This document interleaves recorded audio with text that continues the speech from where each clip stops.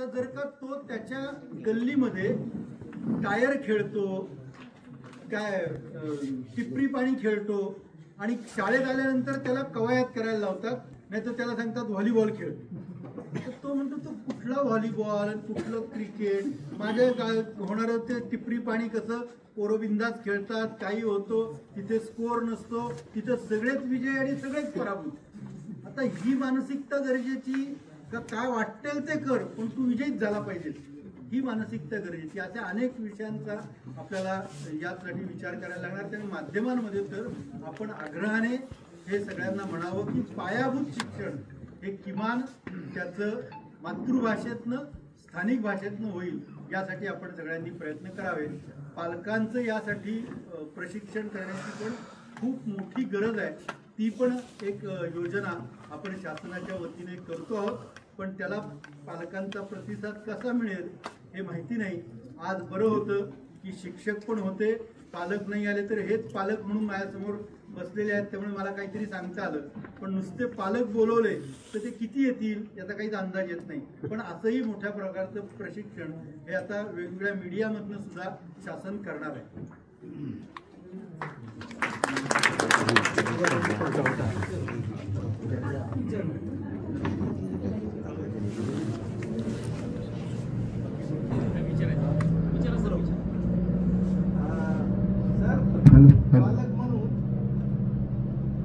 पालक म्हणून माझी अपेक्षा शिक्षकांकडून, मी शिक्षक पण आहे आणि पालक पण आहे, ज्या वेळेला मी पालकाच्या भूमिकेत जातो त्यावेळेला माझी शिक्षकांकडून भूमिका अशी असते, अपेक्षा अशी असते की माझ्या मुलाला यावं, त्याची जी काही इयत्तावार ज्या क्षमता असतील जे काय असेल त्या हिशोबाने त्याला यावं अशी अपेक्षा असते. पण त्याच वेळेला ज्या वेळेला मी शिक्षक म्हणून प्रशिक्षण घेतो, NEP 2020 हे करतो, CC अंतर्गत नवीन आलेलं मूल्यांकन पद्धती हे सर्व प्रशिक्षण घेतो, त्यावेळेला माझ्या असं लक्षात येतं की शिक्षक हा शिकवू शकतच नाही.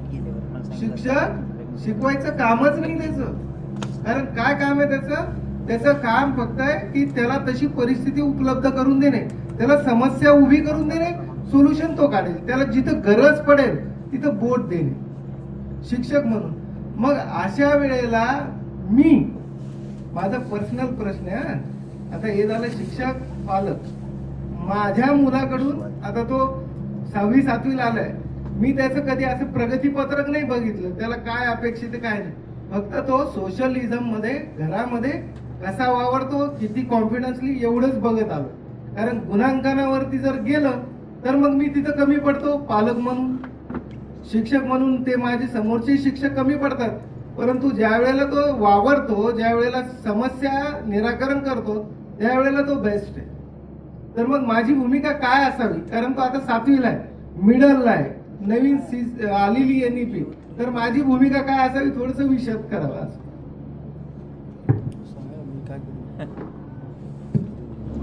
काऊचा प्रश्न फक्त बालवाडीतल्या मुलाला असं नाही तर आपल्याला सुद्धा आहे.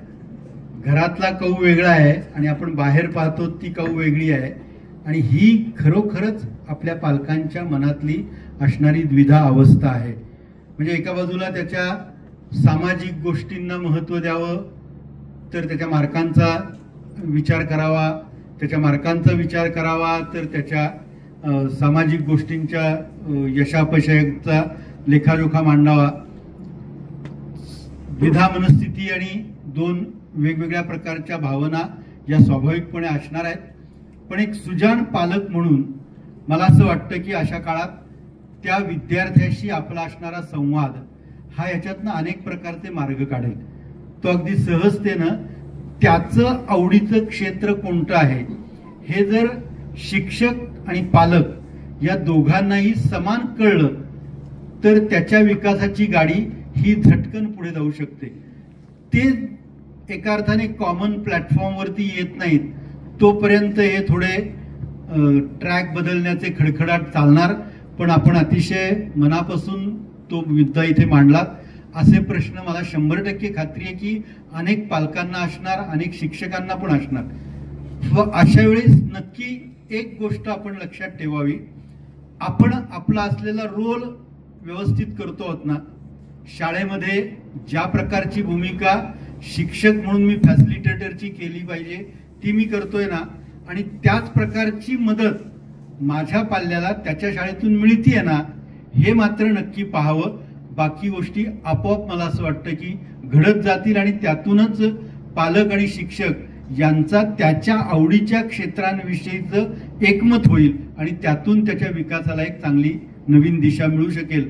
असे काही प्रयोग वेगवेगळ्या शाळांमध्ये झाले असतील, अशाबाबत कोणी काही प्रयोग केला असेल तर तोही आपण इथे शेअर करायला हरकत नाही, ज्याच्यातून अशा काही व्यावहारिक समस्यांना उत्तरं मिळू शकतील. आणखीन कोणाला काही?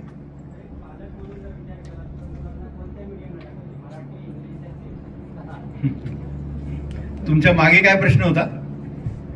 सर मी पालक आहे, तर माझा असा प्रश्न होता की आता नवीन शैक्षणिक धोरण जे लागू होणार आहे, तर हे फक्त मराठी मीडियमलाच लागू होणार आहे का इंग्लिश मीडियमला पण? आणि जर हे लागू होणार असेल, समजा वेगवेगळं राहणार असेल, तर भविष्यामध्ये जे माझ्या पाल्याचा विचार केला तर जर समजा ह्या मराठी मीडियममध्ये मी जर शिकवलं आणि भविष्यामध्ये कॉम्पिटेटिव्ह एक्झाम आहेत आणि बऱ्याच गोष्टी आहेत, जर समजा ह्याच्यात जर फरक राहिला शिक्षण पद्धतीमध्ये, तर म्हणजे त्यात काय फरक पडेल का? मुळात पहिला प्रश्न जो होता की कुठल्या प्रकारच्या माध्यमातून शिकवावं, त्याचं पुन्हा एकदा मी उत्तर देईन की मातृभाषेतनं पायाभूत शिक्षण घेणं हे सगळ्यात चांगलं आहे, सगळ्यात उत्तम आहे, ज्याच्यात त्याच्या मेंदूच्या विकासाची गती वाढते. अन्य भाषांमधनं शिकण्याचं एखादं उदाहरण असंही असतं की अन्य भाषात शिकून सुद्धा त्याचा विकास चांगला झालाय, पण शेवटी प्रत्येक विद्यार्थी हा वेगळा आहे आणि त्याच्या क्षमता वेगळ्या आहेत. पण साधारणपणे मातृभाषेतनं शिकण्यातनं त्याच्या बुद्धिमत्तेचा विकास हा मोठ्या प्रमाणात होतो. हे मानसशास्त्रीय दृष्ट्या आणि बायोलॉजिकली सुद्धा स्पष्ट झालेलं आहे, त्यामुळं त्याचा आपण नक्की विचार करायला हरकत नाही. हे शिक्षण धोरण सर्व माध्यमांच्या शाळेमध्ये लागू होणार आहे, सर्व माध्यमांच्या शाळेमध्ये एकाच वेळी लागू असणार आहे, सगळीकडे याच प्रकाराने आता शिकवण्याची पद्धती राहणार आहे. आजही आपण जर अगदी काळजीपूर्वक विचार केलात आणि SCERTच्या वेबसाईटवरती गेलात तर आपल्याला असं लक्षात येईल की आपल्या स्टेट बोर्डाचा अभ्यासक्रम, मराठी माध्यमाचा अभ्यासक्रम आणि अन्य बोर्डांचे अभ्यासक्रम याच्यात फारसा फरक नाही. कॉम्पिटिटिव्ह एक्झामची तयारी आता मराठी शाळांमधनं सुद्धा सुरू झाली आहे, त्याचे प्रयोग सुरू झालेत आणि त्याच्यातनं त्यांच्या अभ्यासक्रमांच्या समकक्षता सुद्धा निर्माण होत आहेत. त्यामुळे आपण सगळ्यांनी ही भीती मनातनं काढून टाका की केवळ इंग्रजी भाषेतनं शिकल्यामुळेच, याचा अर्थ माझा काहीतरी इंग्रजी माध्यमाला विरोध आहे असं मुळीच नाही. मातृभाषेतल्या शिक्षणातनं त्या विद्यार्थ्याचा विकास चांगला होतो, याच्यावरती आपण अधिक भर देऊन पुढच्या काळात ते निर्णय घेतलेत तर ते अधिक उपयोगी ठरतील. मला काय विचारायचे?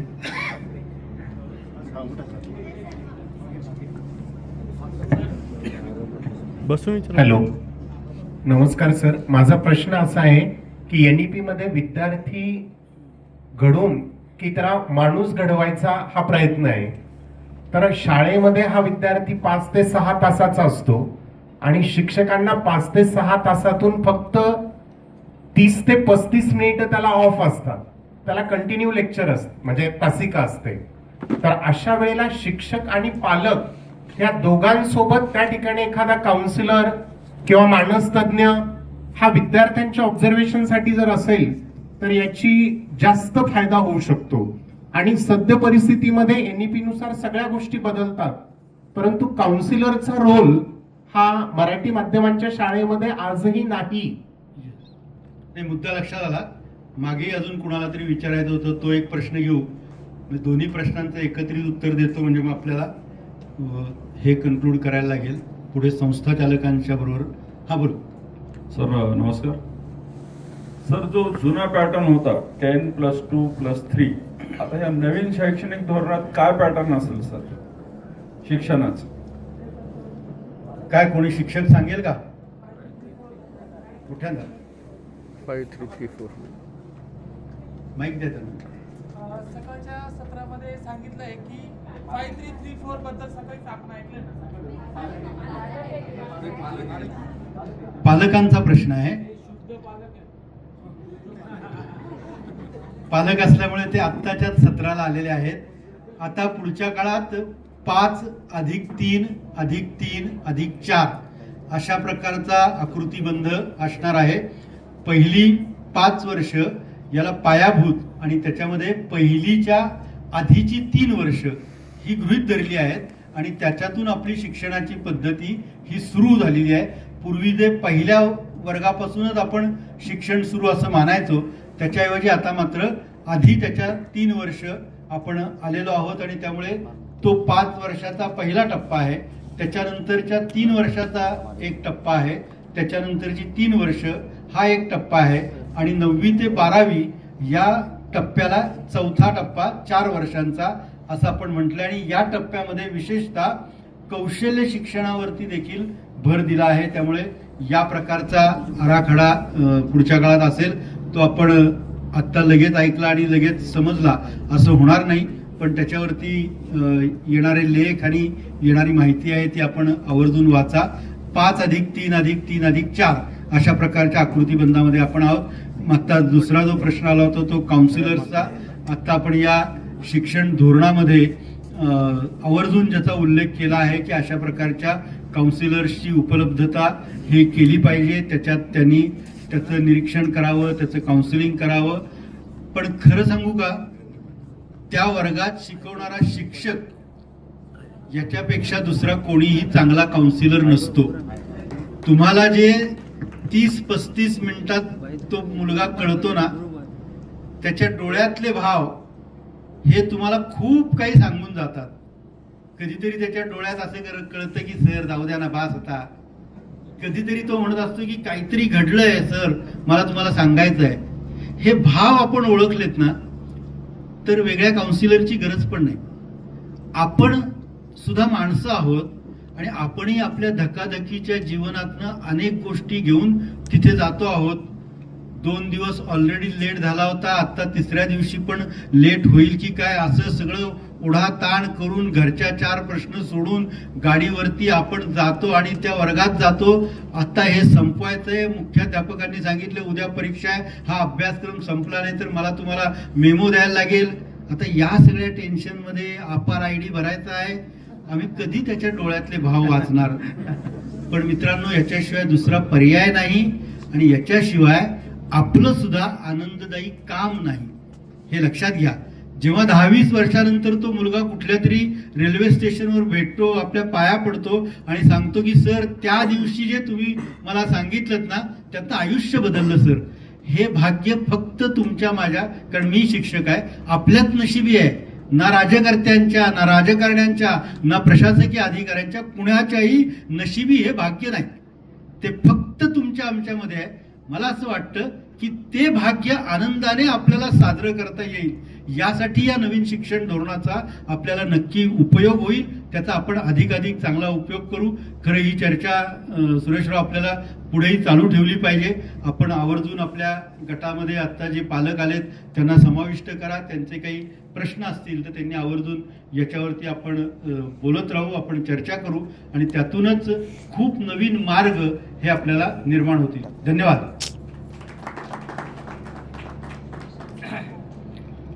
धन्यवाद सर.